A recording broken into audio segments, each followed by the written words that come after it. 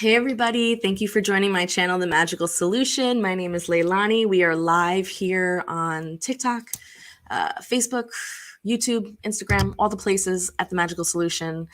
And we are moving forward with our book club. Tonight we are on chapter 16 of the Gospel According to Spiritism by Allan Kardec. Now, if you're joining me for the first time, welcome. Hope you like, comment, and subscribe. But don't get weirded out by the fact that I said a whole bunch of religious words in one sentence. This is a book club where we explore and grow together spiritually by reading all different types of spiritual books. We just so happen to choose the Spiritism Codex as our first set of books. So we've done book 1, which is the spirits book. We've done book 2, the mediums book, and now we're on book 3, the Gospel According to Spiritism. Even though the series is like 5 or 6 books long, we're only going to stop at this one. This is going to be our last one, and then we'll move on to something else. So if you have not seen the previous book club videos, don't worry, you are not going to be lost if you hang out tonight, but I do highly recommend you go back and start from the beginning because it will put you on another place. Okay, here we go. So chapter 16. And again, if you don't really know the writing style of Allan Kardec, or if you don't really know what the Gospel what the Gospel According to Spiritism is, it's basically chunks and pieces, quotes from the Bible that Spiritism specifically took out to explain how Spiritism works, because at that time when it was coming out in the Victorian age and in white European world, Christianity was really the only reference that they had in terms of how to relate to the people at that time, right? So they basically quoted everything that Jesus said. There's very little here that was taken out of those scriptures that were said by anyone else. It's mostly all said directly by Jesus, right? So they're going to be breaking that down, how Spiritism supports these ideas, but explains those ideas in a very digestible way, I think is the best word, right? Chapter 16 is entitled, You Cannot Serve Both God and Mammon.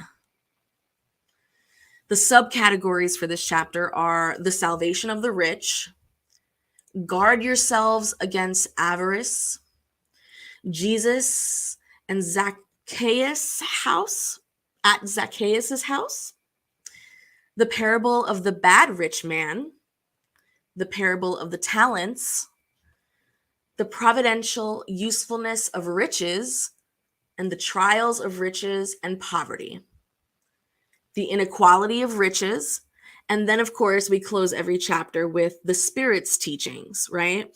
And the spirits teachings is basically Allan Kardec interviewing these spirits interviewing these mediums who are channeling these spirits, and that these spirits, what their take on these biblical texts are. And so the Spirit's teachings are going to include true ownership, the use of riches, detachment from earthly possessions, and the transmission of wealth. So it seems like it's going to be a crazy long chapter. It's not. A lot of these parables are going to be short, so don't worry. So here comes our first quote, right? And the first quote is going to be a piece from Matthew 19, 16 to 24, a piece from Luke 18, 18 to 25, and Mark 10, 17 to 25. Here we go. The salvation of the rich. No one can serve two masters, because he will hate one and love the other, or he will become attached to one and despise the other. You cannot serve both God and Mammon at the same time. Then a young man came to him and asked, Good master, what must I do to acquire eternal life? And Jesus answered him, Why do you call me good? Only God is good. If you want to enter that life, keep the commandments.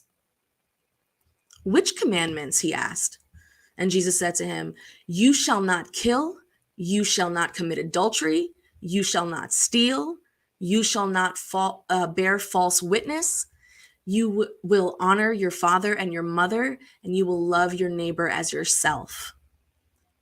And the young man answered him, I have kept all those commandments since my youth. What do I still lack? And Jesus said to him, if you want to be perfect, go and sell all you have and give the money to the poor, and you will have a treasure in heaven. Then come follow me. Upon hearing these words, the young man went away, very sad, because he had great wealth. And Jesus said to his disciples, verily I say to you, it is very difficult for a rich man to enter the kingdom of heaven. And I say this to you once more, it is easier for a camel to pass through the eye of a needle than for a rich man to enter the kingdom of heaven. And it's interesting because there's no interpretation here. Like that's the subcategory, and they're going to leave it at that. So that says something. That says that these quotes that they pulled they're obvious in and of themselves. So there's no need for Spiritism to like get all up in this, although you're going to see it later on in the chapter anyway. But just letting you know, normally we quote, then we interpret. We quote and then we interpret, right? But this one didn't need it. Now we're on to the next subcategory. Guard yourselves against avarice. And this quote comes from Luke 12, 13 to 21. Then from amidst the crowd, a man said to him, Master, tell my brother to divide me with the inheritance that will befall us all. But Jesus said to him, man, who made me to judge you or decide your allotment? Jesus then said to him, be careful to guard yourselves against all avarice, for no matter how much abundance a man may have, his life does not depend on the riches he possesses. He then told them the following parable. There was a rich man whose lands had produced extraordinarily, and so he thought to himself, what shall I do? Because I do not have a place where I can put all that I have reaped. And here's what I shall do. I will tear down my barns and build a bigger one, into which I can put my entire harvest and all of my possessions. And I will say to my soul, soul, you have many possessions saved up for many years. Rest, eat, drink, and enjoy. However, at the same time, God said to the man, how foolish you are. Your soul shall be taken this very night, and then who will pass what you have accumulated? That is what happens to those who accumulate wealth for themselves, but who are not wealthy before God. Once again, Spiritism is very quiet on this particular subcategory. Okay, let's keep going. The next subcategory, Jesus at Zacchaeus' house. This parable is going to be a piece from Luke 19, 1 to 10. Having entered Jericho, Jesus was walking through the city, and there was a man named Zacchaeus, who was the chief of the publicans and very wealthy, and who, wanting to see Jesus in order to get to know him, was not able to because of the crowd, for he was very short. Therefore, he ran ahead and climbed a sycamore tree in order to see him, for he would have to pass by there, of course. Having come to that spot, Jesus looked up, and seeing Zacchaeus, said to him, Zacchaeus, make haste and come down, for I must stay at your house today. And Zacchaeus came down at once and welcomed him with joy. And seeing this, everyone murmured, saying, he has gone to stay at the house of a sinner.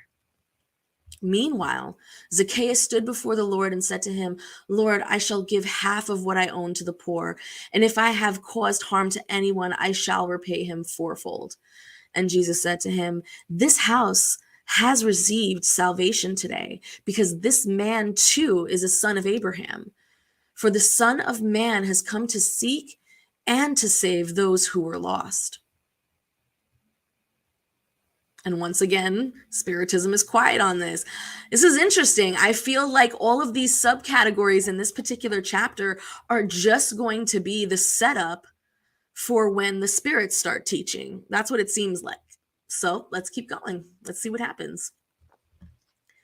So the parable of the bad rich man, and this parable is going to be taken from Luke 16, 19 to 31. Parable of a rich man. Whew. Okay. There was once a rich man who dressed in purple and linen, and who treated himself magnificently every day. And there was also a poor man named Lazarus, who lay at his gate, completely covered with sores, who hoped to mitigate his hunger with the crumbs that fell from the rich man's table. However, no one gave him any, and the dogs came to lick his sores. It so happened that the poor man died and was taken by the angels to the bosom of Abraham. And the rich man also died and had hell at his grave. While he was in torment, he lifted his eyes on high and saw Abraham far off with Lazarus in his bosom.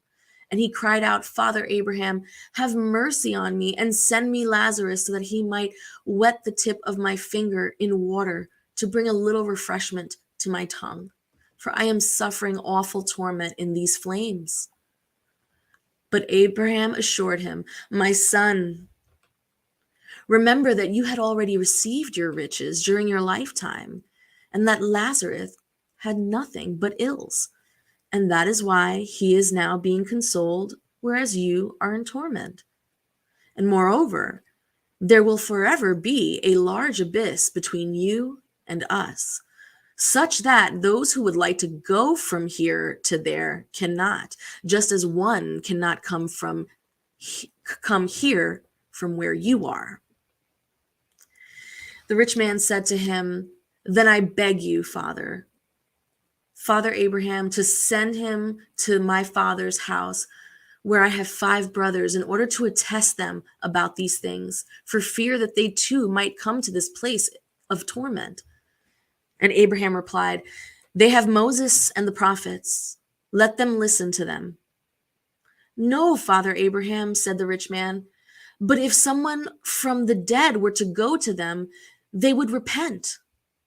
And Abraham responded to him, if they do not listen to Moses or the prophets, they will not believe anyone else, even if someone from the dead were to come back to life. So I want to pause right here, because once again, there's no interpretation according to Spiritism in this particular part. But I want to give you a little bit of interpretation, my own. It's interesting here where he says,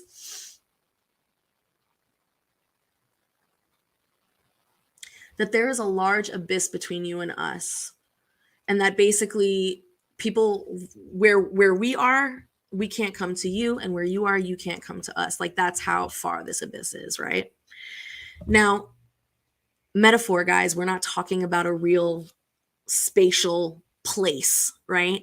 We're talking about the soul. We're talking about being distant from God because of our actions, because of our thoughts, because of, just the flaws that happened within our lifetime.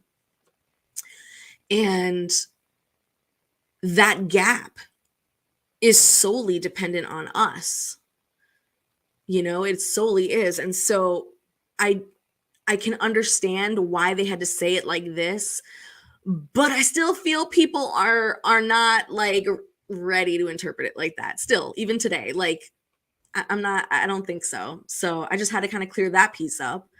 And then the other piece, where is it? Okay. So where it basically talks about Moses and the prophets, and that if this man couldn't believe Moses or the prophets, he's not going to believe the dead. And I found that piece interesting because it kind of sets up a little bit about Spiritism later on in our passage, especially when you go down to places like the Caribbean, because once Spiritism and the indigenous folk practices of the Caribbean and the Afro-Indigenous practices of the Caribbean started to mix, this idea of us being able to get information from the dead, or us to elevate ourselves from the dead. And I don't mean the dead as in like the muertos, the bad, if you will, right? But at the same time, yes, that's what we're talking about. We'll never mistake them as being saints. We'll never call them angels. We'll never honor and venerate them like that. But we understand their significance within our evolutionary process, right? And so gaining that wisdom from the dead is still helpful. And I find it interesting that here, it's like if it's not people of notoriety, which is Moses and his prophets, then it won't be anyone else. So I wonder how you guys feel about that. Is he talking about that in terms of literal, or is he talking about that in terms of their ability or their inability to take in information? You know what I'm saying? Like, if you can't take in the information from Moses and the prophets, then there's no way you can get it from anywhere else. Like, you're obviously just not getting it. So I'm wondering if that's also the take that they're going with here. So let me know what you guys think in the comments. So now we're on the next subcategory, which is the parable of talents. So this particular passage is coming out of Matthew 25, 14 to 30. Okay. The Lord acts like a man who, upon having to make a long journey outside his country, called his servants and placed his property in their hands. And having given 5 talents to one, 2 and 1 to another, according to each one's different abilities, he departed immediately. Then the one who had received the 5 talents went out, did business with the money, and gained 5 more. The one who had received 2 gained 2 more the same way. But the one who had received only 1 dug a hole in the ground and hid his Lord's money. Sometime later, the servant's master returned and called them to give an accounting. The one who had received 5 talents came and presented him with 5 more, saying, Master, you placed 5 talents in my hand, and here are 5 more that I have gained. And the master responded to him, You did good. You are a good and faithful servant. And since you have been faithful in a small matter, I will entrust you with many others. Share in the joy of your master. The one who had received 2 talents soon presented himself, saying, Master, you placed 2 talents in my hand, and here are 2 more that I have gained. And his master responded to him, You good and faithful servant, since you have been faithful in a small matter, I will entrust you with many others. Enter into the joy of your master. And next, the one who had received only 1 talent came and said to him, Master, I knew that you are a hard man who reaps where you have not sown and gathers where you have not scattered. Thus, since I was afraid of you, I hid your talent in the ground. Here it is. I am returning what is yours.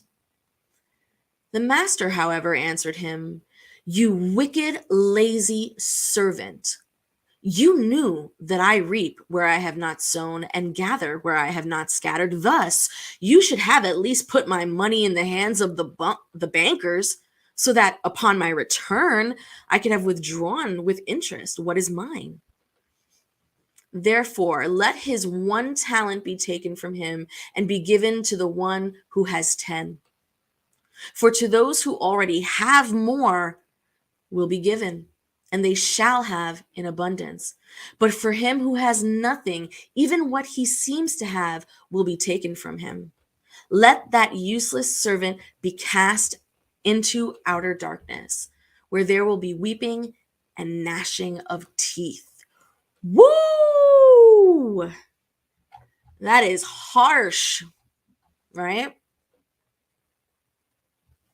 So, believe it or not, this was one of the passages that slave owners used to use a lot when they were reprimanding their slaves, right? So I think it's really important to acknowledge that piece. But we'll see later on in terms of the Spiritism interpretation what's going to happen. So now we're on the subcategory of the providential usefulness of riches and the trials of riches and poverty. Okay? By the way, if you guys have questions, by all means, post the questions. I'm going to read until I finish the chapter, and then I answer all your questions at the end. Hey, Luna, what's up? I hope all is well with you too, honey. Oh, here we go.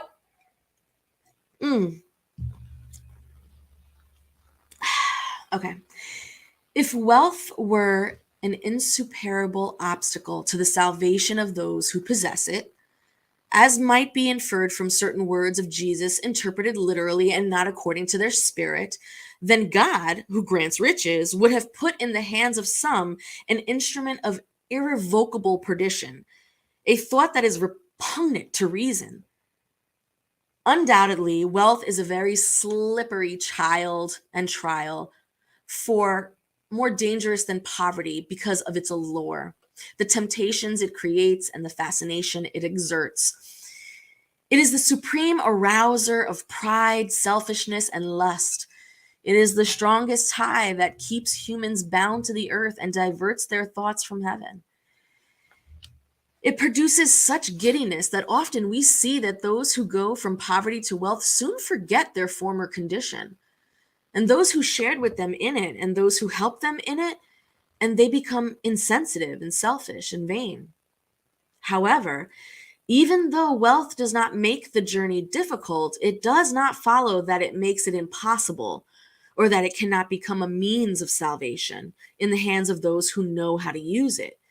Just as certain poisons can restore health if used purposefully and carefully.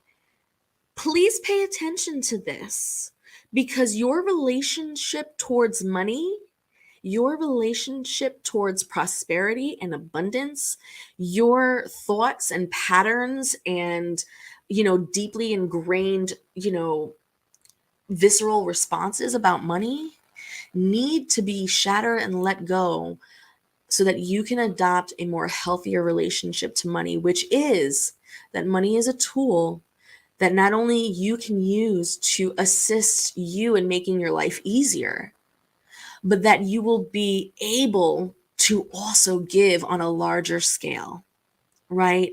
So those of us who may not be as rich as you, the way we might give is by lending an ear when someone is having trouble, or, knitting a sweater or something, which is so honorable and admirable in and of itself. Let's not even talk about diminishing those contributions. But if you are in a place of financial superiority like that, it is according to Spiritism sort of your obligation, if you will, to do good and be better and do for others, because what you were given was a gift and it can easily be taken from you, right? I am reading The Gospel According to Spiritism by Allan Kardec, which is book 3 in the series. Okay. All right. When Jesus told the young man who had asked him about the means of inheriting eternal life, Jesus said, "Get rid of all you have and follow me." And he did not intend to establish an absolute principle that everyone must sell what they possess and that salvation can be obtained only at such a price. Rather, he meant to show that the attachment to earthly riches is an obstacle to salvation. I remember back in the day, back when I was in high school, and even before, travel was like the talk of the town, right? It was just, I'm gonna travel the world. I'm gonna, I'm gonna just get rid of everything, and I'm gonna take $20 in a backpack, and I'm just gonna do it. I'm just gonna live my life, right? They're saying here, you don't fucking have to. You don't I mean, if you want to, sure. If you have money like that, I mean, sure. But like, you don't have to. If you're looking for salvation, if you're looking to elevate your spirit, travel is essential in your growth. Don't get me wrong. I really suggest that everyone travel as often as you possibly can. But if you don't have the means for it, don't feel like you have to be a martyr and sacrifice yourself like that, you know? Anyway, in fact, the young man believed he was in accord with the law because he had observed certain commandments, and yet he recoiled from the notion of abandoning his wealth. His desire for eternal life did not go as far as making such a sacrifice. What Jesus proposed to him was a decisive test meant to uncover what was at the core of his thinking. From the world's point of view, he could undoubtedly have been a perfectly honest man who did not harm anyone, did not slander his neighbor, was neither vain nor proud, who honored his mother and father. However, he did not practice true charity because his virtue did not extend as far as self sacrifice. That is what Jesus wanted to demonstrate. It was an application of the principle. Without charity, there is no salvation. Take it home. What? What? Take it home. That was a good one. I like that. So, if these words were taken literally, the consequence would be the abolition of wealth as detrimental to future happiness and as a source of multitude of ills on earth. Furthermore, it would be the condemnation of the labor that could procure it. This would be an absurd consequence that would take humankind back to primitive period and would in and of itself contradict the law of progress, which is a law of God. Here's where I disagree, y'all. Right here. Here's another piece that I disagree with. Okay. We're already seeing it. We're already seeing people learning how to live off of the land and how to be environmentally conscious about their, eco footprint. And they are living off the land. They are living off the grid. They don't use money in that way. They've given up their credit cards, given up, working, doing all that stuff, and they're making it happen. And it's not primitive at all. As a matter of fact, all over the world, there's beautiful combinations of tribal, indigenous tribes with cell phones. Beautiful combination, completely connected and in tune with what's going on, but lives in their communities and in peace the way that their ancestors did. So it's happening and it's not a bad thing. Okay, so I don't like that when he says, living like a primitive. Like, y'all don't know. You don't know what my ancestors live like.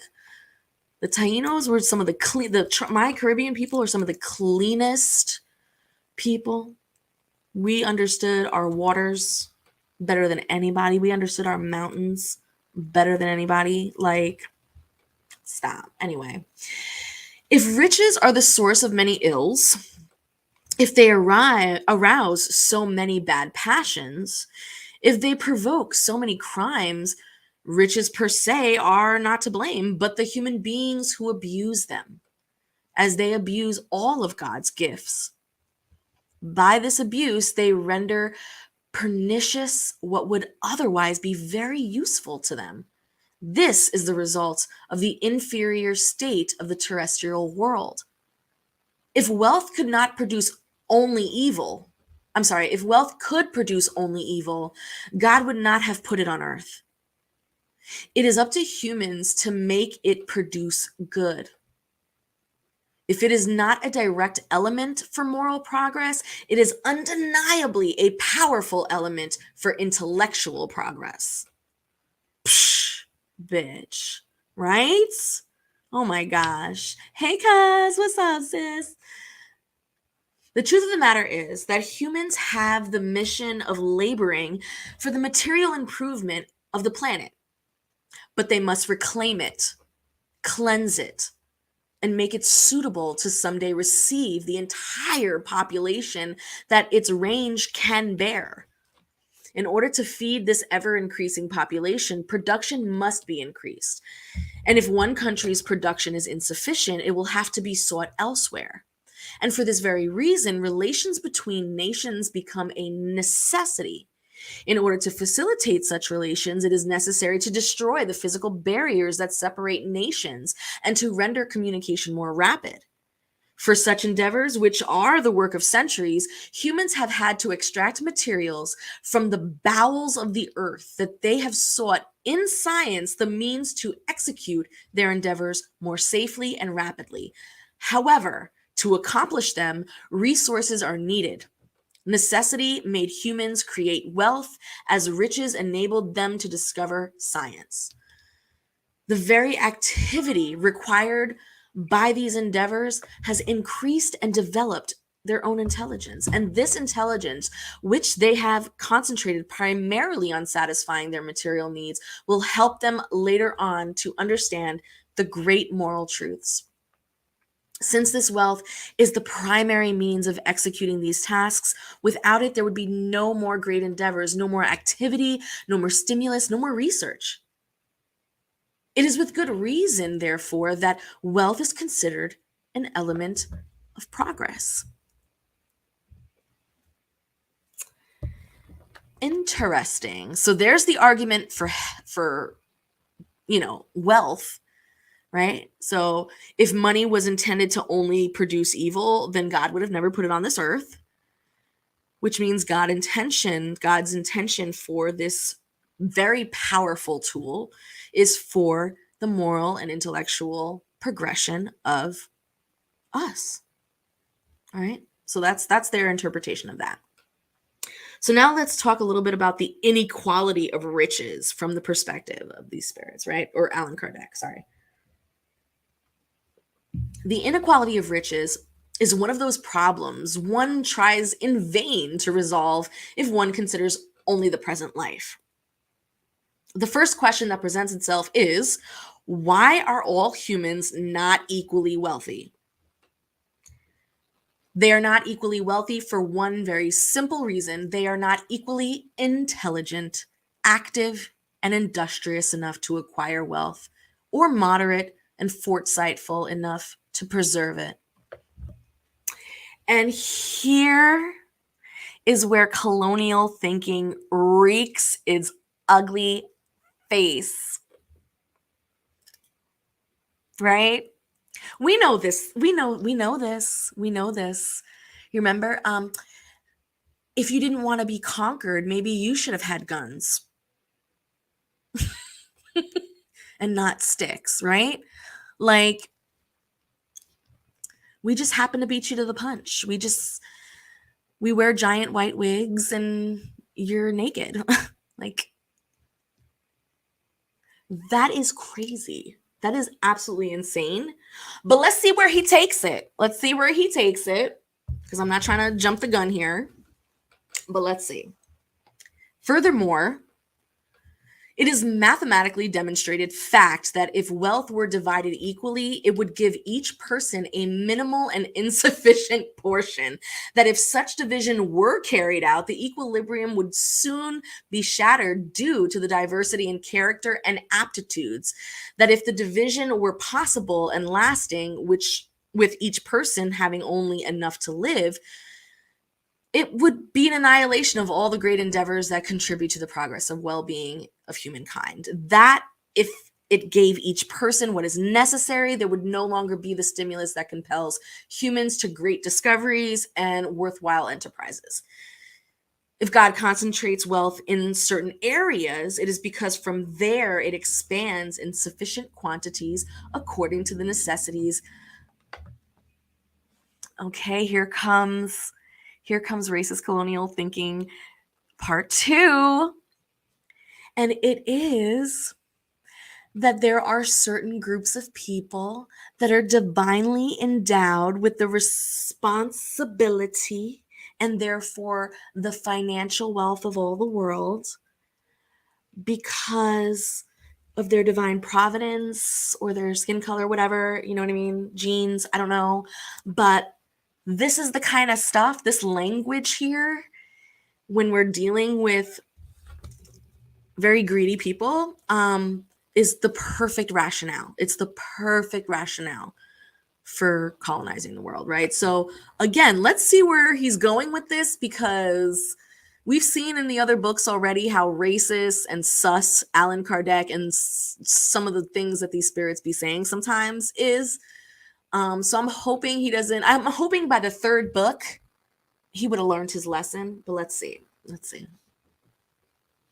In accepting this fact, one might ask why God grants wealth to persons who are incapable of making it fruitful for the good of all.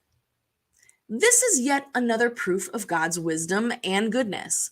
By giving humans free will, God wanted them to reach the point where, through their own experience, they could distinguish between good and evil, and that the practice of the good would be the result of their own efforts and will.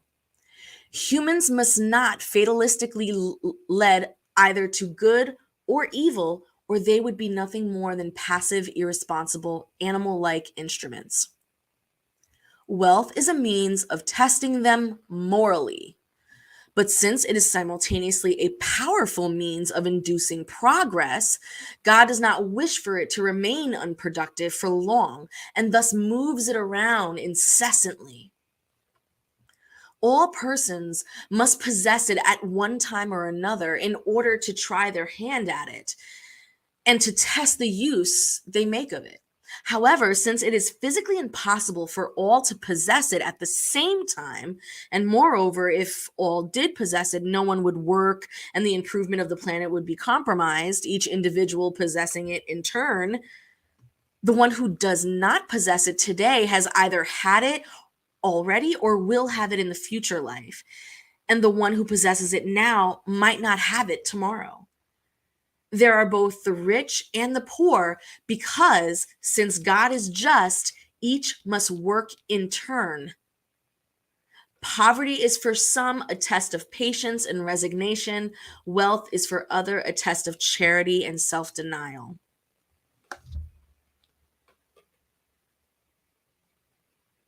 Who wants to address this? Who wants to talk about all of that crazy that was just in there? You know what? I'm not gonna. We're gonna keep reading. Mm-hmm.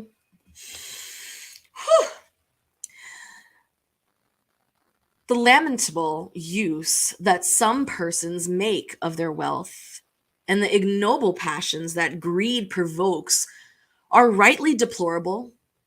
And one might ask if God is really just in giving to such persons. It is certain that if humans had only one life to live, nothing would justify such a division of earthly wealth.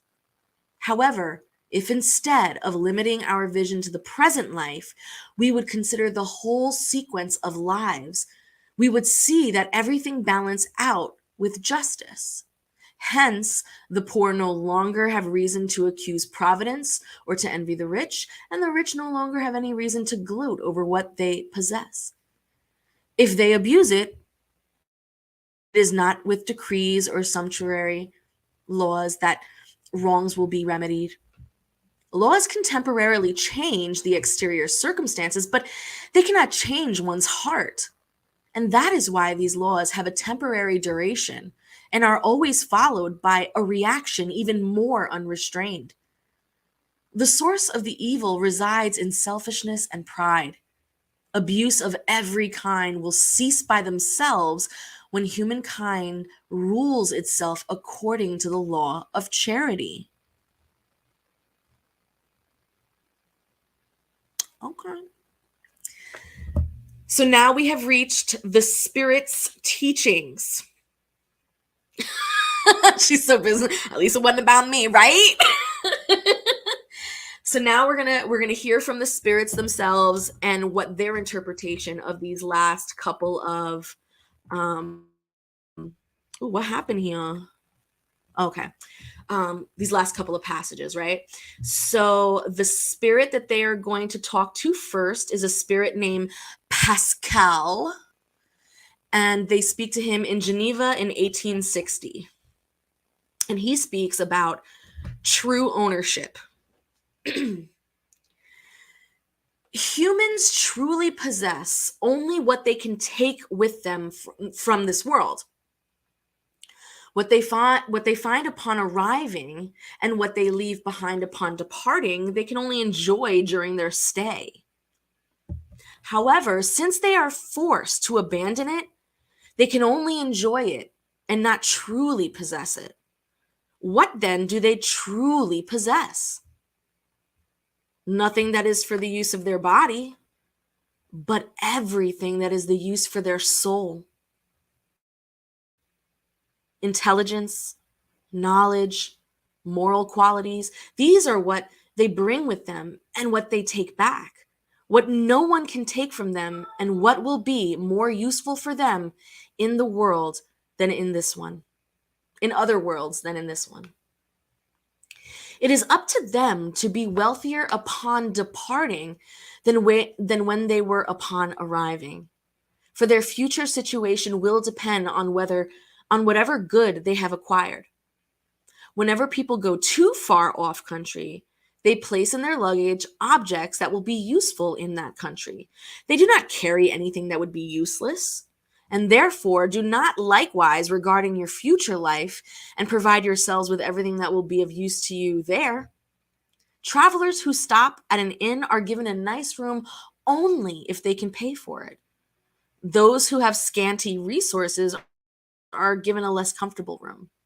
And as for those who do not have any money at all, they sleep on a pile of straw. The same applies to humans when they arrive in the spirit world. Their place there depends on their means. However, they will not pay with gold. They will not be asked, how much did you have on earth? What position did you occupy there? Were you a prince or a laborer? But they will be asked, what have you brought back with you? The value of things or titles will not be acknowledged, only the sum of their virtues. Thus, in this respect, the laborer may be wealthier than the prince. In vain will the prince allege that before his departure he paid for his entry with gold. He will receive the response, places here cannot be purchased. They are earned by the good one has done. With earthly money you were able to purchase fields and houses and palaces. Here, everything is paid for with the qualities of the heart. Are you rich in such qualities? Then you are welcome, and you may go to the highest place where all kinds of happiness await you. Are you poor in these qualities?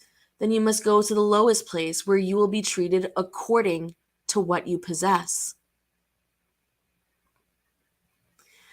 The goods of the earth belong to God, who distributes them as he wills, and humans are only their stewards, administrators at various degrees of honesty and intelligence. They are so little the individual property of humans that God often foils all foresight, and wealth escapes those who believe they are most entitled to it. You might say that this is understandable in regards to inherited wealth, but the same does not apply to wealth acquired through one's labor. Undoubtedly, if it is legitimate wealth, then it must have been honestly obtained. For property is only legitimately acquired when to possess it one has not done harm to anyone.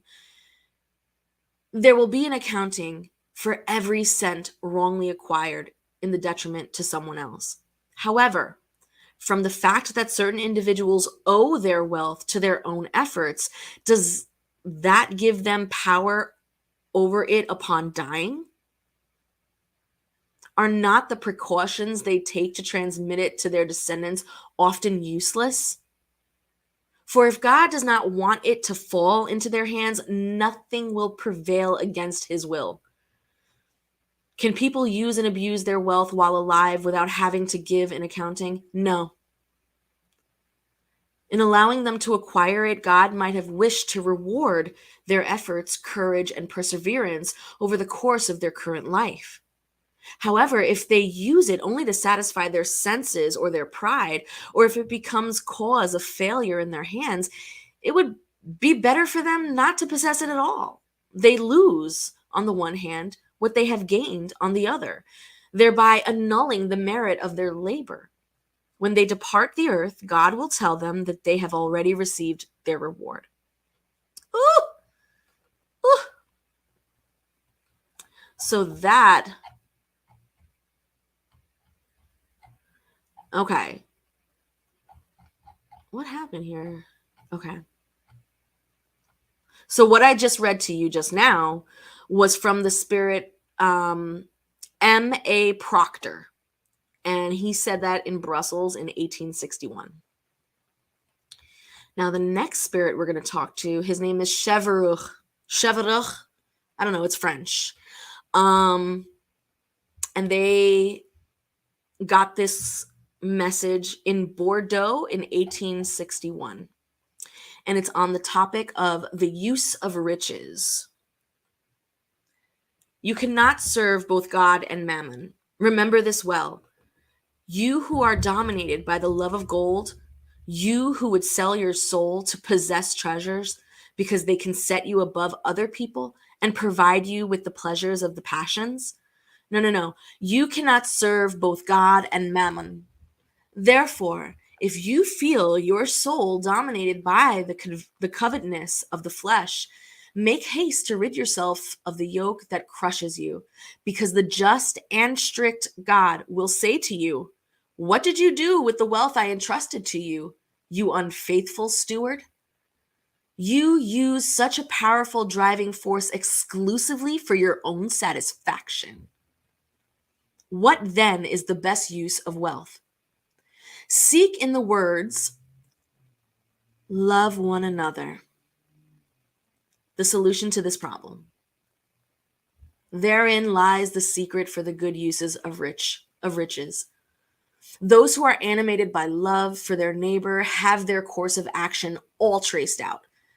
The use of wealth that best pleases God involves charity, not that cold and selfish charity that consists in scattering around oneself the surplus of golden existence, but rather the charity filled with love that seeks out the unfortunate and lifts them up without humiliating them.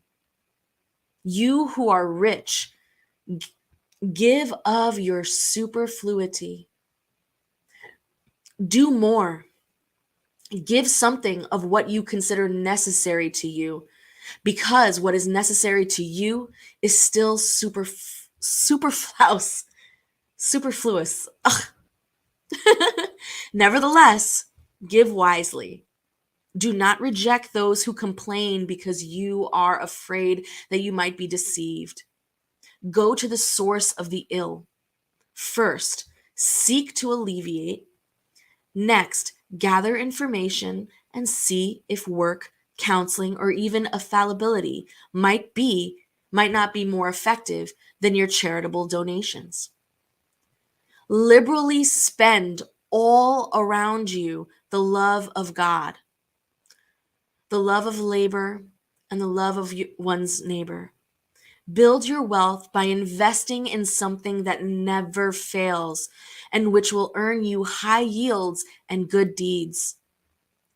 The riches of intelligence should serve you just as the riches of gold. Spread the treasures of learning all around you and scatter the treasures of your love over your brothers and sisters, and they will bear fruit. You better learn you something today. Okay. This next little passage is going to be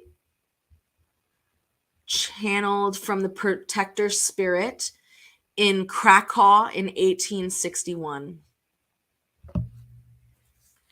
Whenever I consider how short life is, I am grievously impressed by your incessant preoccupation with your material welfare, whereas you attach so little importance and devote so little time to your moral improvement, which shall be counted to you for eternity. In seeing your industriousness, one might believe that it is connected to an issue of great interest for humankind, whereas in most cases it is nothing more than an attempt to satisfy exaggerated needs and vanity, or to give yourselves over to excesses. How much grief, worry, torment you inflict on yourselves. How many sleepless nights to increase wealth that is often more than sufficient already. At the height of such blindness, one often sees those to whom an immoderate love for wealth and the pleasures it provides, subjected to pain filled labor, priding themselves of a life full of sacrifice and merit, as if they were actually working for others and not for themselves. Fools! Do you really believe that the worries and efforts motivated by selfishness, greed, or pride will be taken into account while you neglect the care for your future, as well as the duties that fraternal solidarity imposes on all those who enjoy the advantages of societal life? You have been thinking only of your own bodies, whose well being and pleasures have been the sole object of your selfish solicitude. For your body, which dies, you have neglected your spirit, which will live forever. The master so cherished and cared for has become your tyrant. It commands your spirit, which has become its slave. Is that the purpose of the existence that God has given you? Psh, that's how the spirit ends it. My man just read us to filth, y'all. Because I know every single one of you who listened to that just now was like, oh shit, I'm feeling so called out right now. Yes, you are. Don't lie. You ain't got to lie, Craig. You ain't got to lie. Mm-mm. All right, so this next passage is going to be said by the spirit Fenelon. And he says it in Alger in 1860. Since humans are the trustees and administrators of the wealth that God places in their hands, a strict accounting will be demanded of them regarding the use they have made of it in virtue of their free will. A bad use consists in using it solely for their personal satisfaction, and a good use, on the other hand, consists in all the times that it results in some good for someone else. The merit is in proportion to the sacrifice one imposes on oneself. Beneficence is only one way of employing wealth. It relieves misery, appeases hunger, saves from the cold, and provides shelters to those who lack it. However, an equally pressing and meritorious obligation consists in preventing misery from occurring in the first place. Thank you. It is there principally where the mission of the great fortune lies, a mission to assist in all sorts of projects that, with such fortunes, can help to execute. And even if such projects were to provide a legitimate profit, good would come if it nonetheless becomes labor, develops the mind, and exalts the dignity of people who are always proud to be able to say that they have earned the bread that they eat, whereas receiving all of alms humiliates and degrades them. Wealth concentrated in only one hand should be like a fountain of living water that spreads fertility and well-being all around it. Oh, you wealthy who employ your riches according to the designs of the Lord, your heart will be the first to quench its thirst at the beneficent fount. And in this very lifetime, you will enjoy the ineffable delights of the soul instead of the material delights of selfishness, which leave a void in the heart. Your name will be blessed on the earth, and when you depart, the sovereign Lord will say to you, as in the parable of the talents, O good and faithful servant, enter into the joy of your master. And in this parable, isn't the servant who buried in the ground the money that had been entrusted to him the image of the greedy in whose hands wealth remains unproductive? If Jesus speaks primarily of alms, it is because at the time in the land in which he was living, one did not know about the work that the arts and industry would create later, and in which wealth could be usefully employed for the overall good of society. To all those who can give little or much, I will say, give alms when necessary, but as much as possible. Convert them into wages so that those who receive them will not feel ashamed. So you're being taught, this whole chapter is teaching you how to be charitable in the way of the Spiritists. And whether you are poor or whether you are rich, charity is something that you can still do. But they are focusing very much on the rich, obviously, because motherfuckers be losing their mind when they get money and forget that people are suffering around them. So we got to remind a bitch. We got to remind them that this is kind of like how it works. Yeah. So now we're on the next topic, and this one is going to be said by the spirit of Lakodere in Constantine in 1863. And my man has a lot to say. I'm scrolling.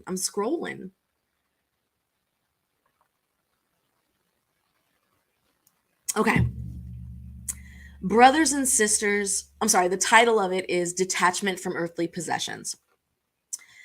Brothers and sisters, my friends, I have come to bring my small contribution in order to help you advance fearlessly on the path of improvement onto which you have entered.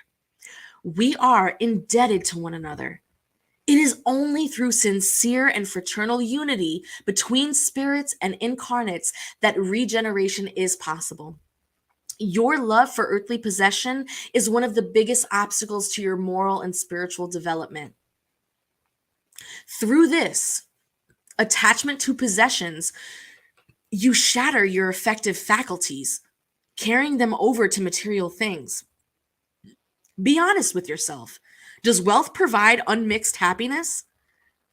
Even when your coffers are full, isn't there a certain emptiness in your heart?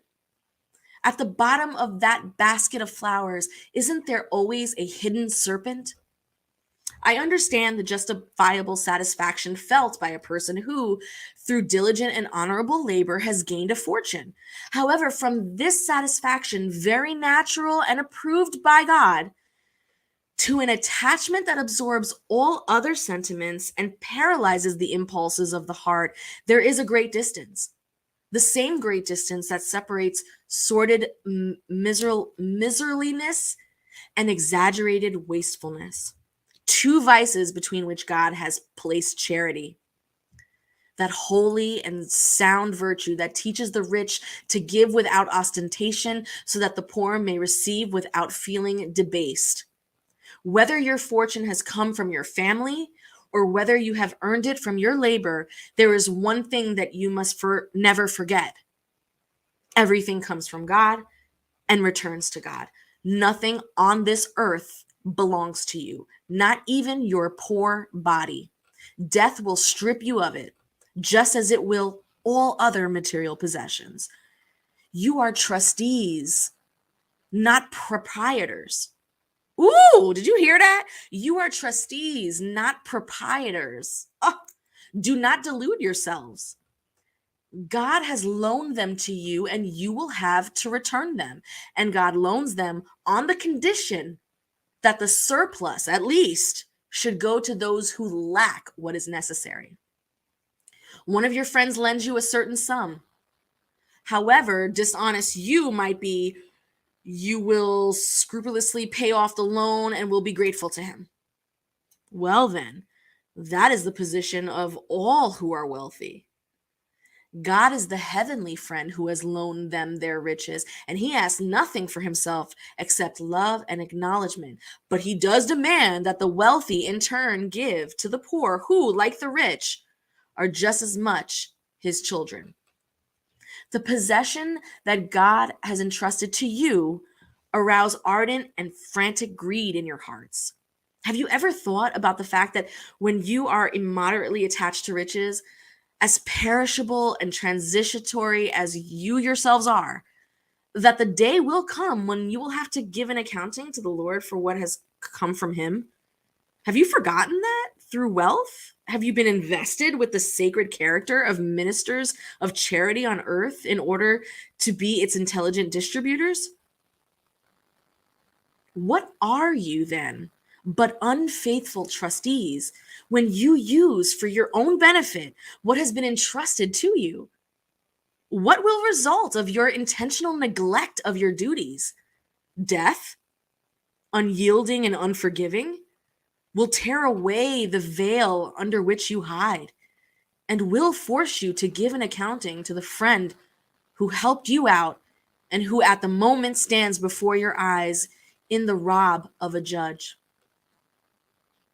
It is in vain that you try to delude yourselves while on earth, coloring with the name virtue what is often nothing more than selfishness, that you call saving and foresight what is only cupidity and greed, or generosity what is nothing but prodigality on your own behalf. For example, the father of a family abstains from practicing charity. He saves and piles up the gold, declaring that he is doing so in order to leave as many possessions as possible to his children so that they will not fall into poverty. And that is very just and fatherly, I agree. And one cannot blame him. But is that always the sole motive that guides him? Isn't it often just a compromise with this conscience in order to justify in his own eyes and the world's his personal attachment to earthly possessions? Even so, admitting that his fatherly love is his sole motive, is that any reason for him to forget his brothers and sisters before God? When he already has a surplus, will he leave his children in poverty because they will have a little less of it instead? Instead, it is not really giving them a lesson in selfishness and hardening their hearts. Instead, it is not stifling in them the love for their neighbors. Fathers and mothers, you are greatly mistaken if you believe that by such means you will increase your children's love for you.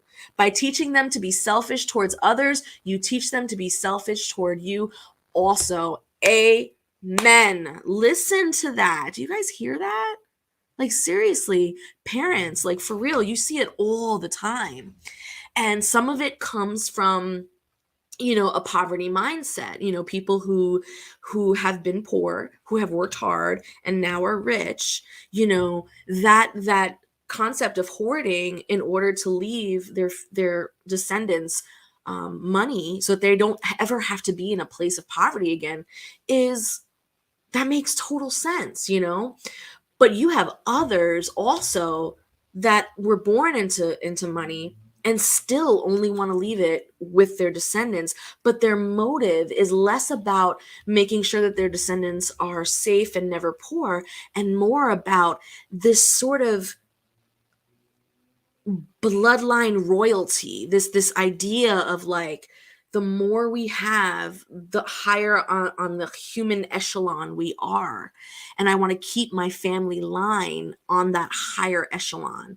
And so yeah, like, that's fucked up too. So whether you spoil your kids in life or whether you hoard money to give to them later on, it's not really doing anything. If you have that much to do that, then be charitable and you could still leave them something behind.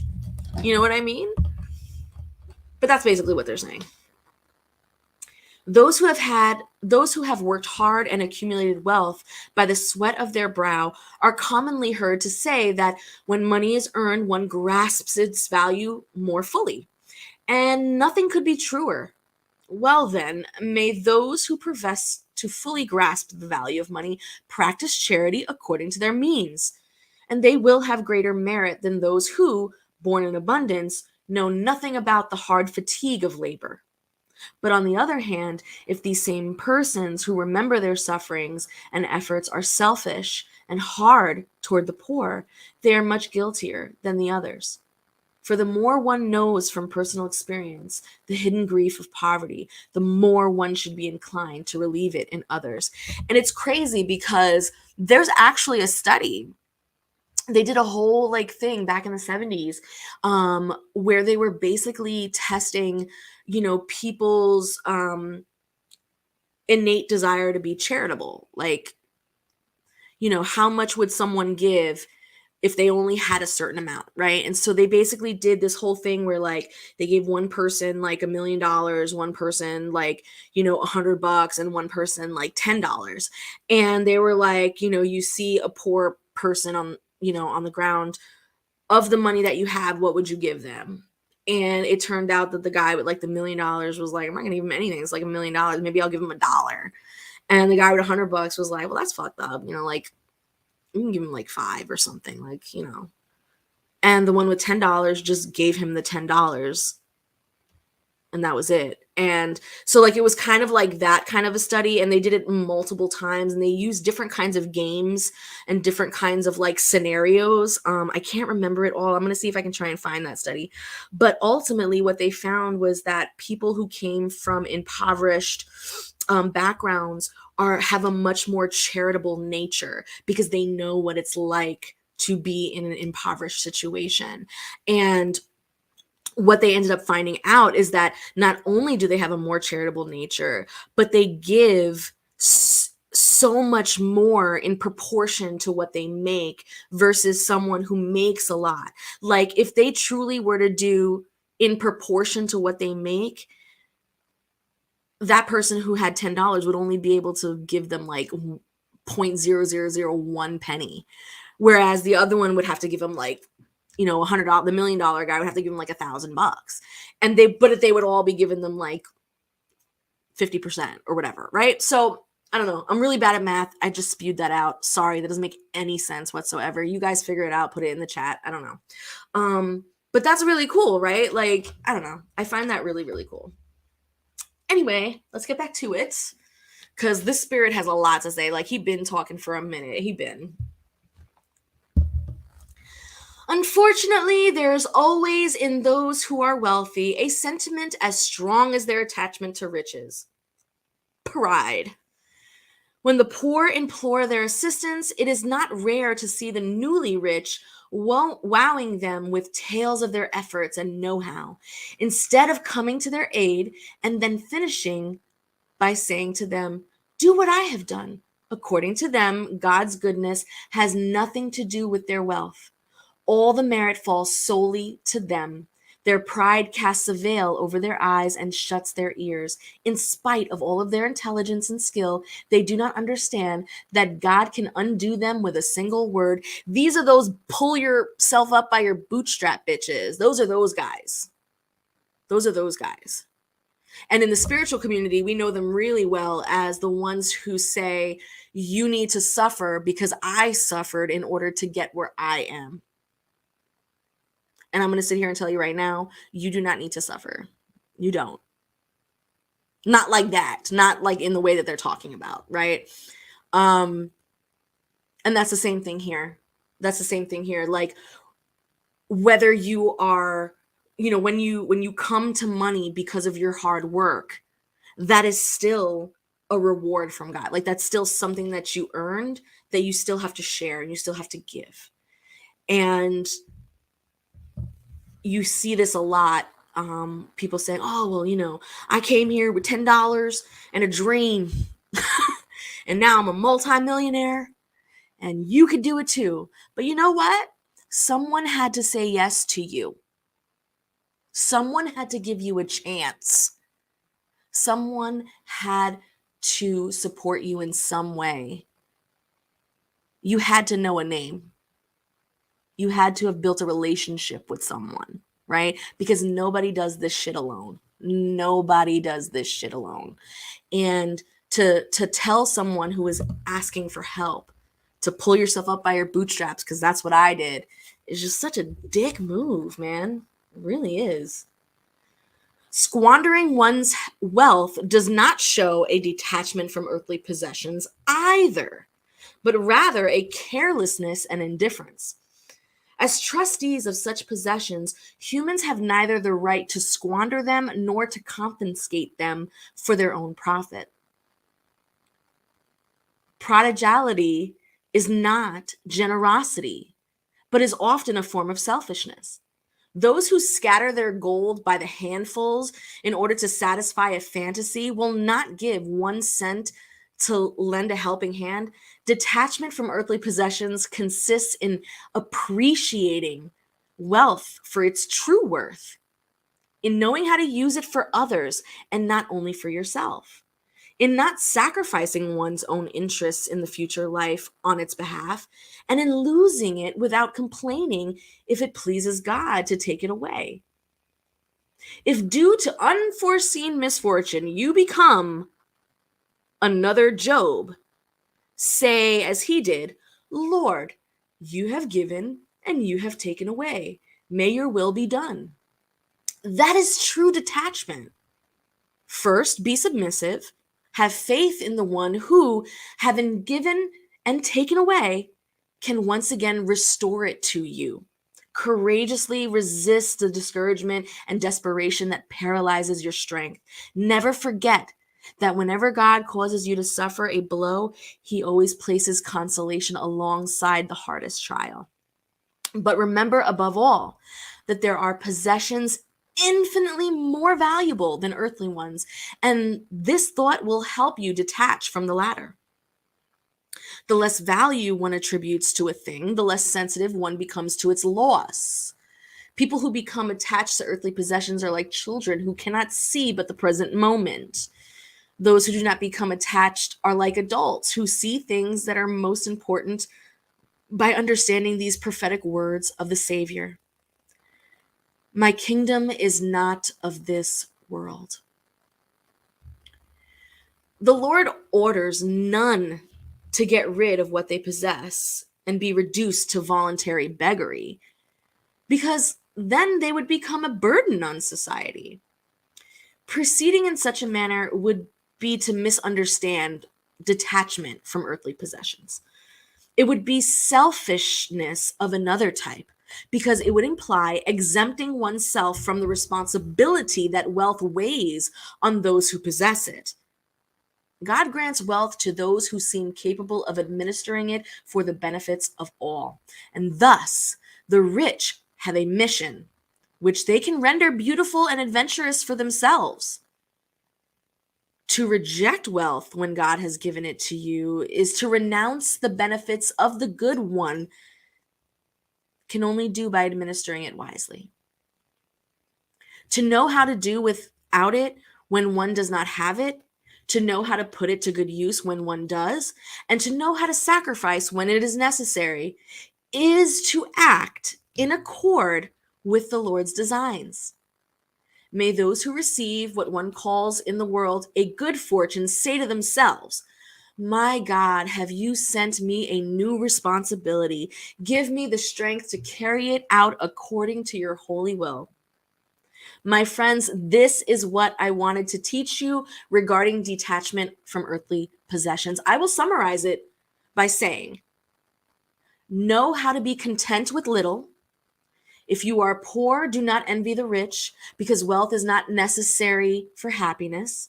And if you are rich, do not forget your possessions have been entrusted to you and that you must justify their use as if you were giving an accounting of expenditures. Do not be an unfaithful trustee by utilizing your possessions to satisfy your pride and sensuality. Do not think that you have a right to dispose for your sole use what is nothing but a loan and not a gift. If you do not know how to repay it, you no longer have the right to ask for it. And remember that those who give to the poor are settling a debt that they have contracted with God. Ooh. Damn. We are on our very last itty bitty little paragraph. It's small, it's a nice little closer. And then the chat is open for questions. Okay.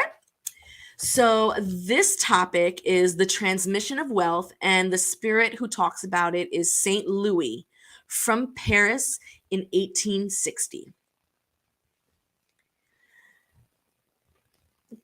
Does the principle according to which humans are only trustees of the wealth that God has allowed them to enjoy during their lives take away their right to transfer it to their descendants? And St. Louis says, after their death, people can rightly transfer what they have enjoyed during their lives, because the effect of such right is always dependent on the will of God, who can prevent their descendants from enjoying it whenever he wants. And that is why we see apparently solidly, because established fortunes crumble. The will of persons to keep their wealth in the hands of their descendants is therefore powerless, although this fact does not take away their right to transfer the loan they have received, since God will take it from their descendants when he deems it appropriate. And that is it, my friends. That is the chapter 16. It was a doozy. I still get very uncomfortable having these conversations. Not because we're not ready to talk about it. There is a little bit of that, but more because once again, it comes to a place of like weird victim shaming and weird like entitlements and stuff like that.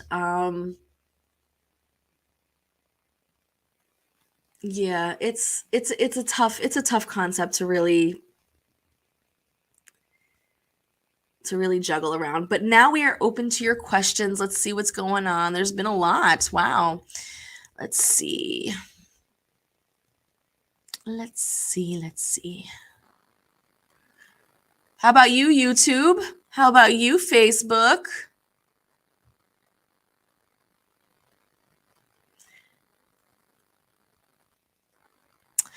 Who wrote those Spiritism prayers? Kardec. So the prayers that we're reading here, or not the prayers, but the passages that we're reading here is coming directly from the Bible. It's only an interpretation from Spiritism. Now, the prayers that you might be referring to are Allan Kardec's book of collected prayers. Yes, that book was authored, but they are prayers like from the spirits and like how they want to be prayed to, right? Those are there. And of course, some collections of like the Our Father, the Hail Mary, all that good stuff, right? It's still very deeply steeped in Christianity, Catholicism, etc.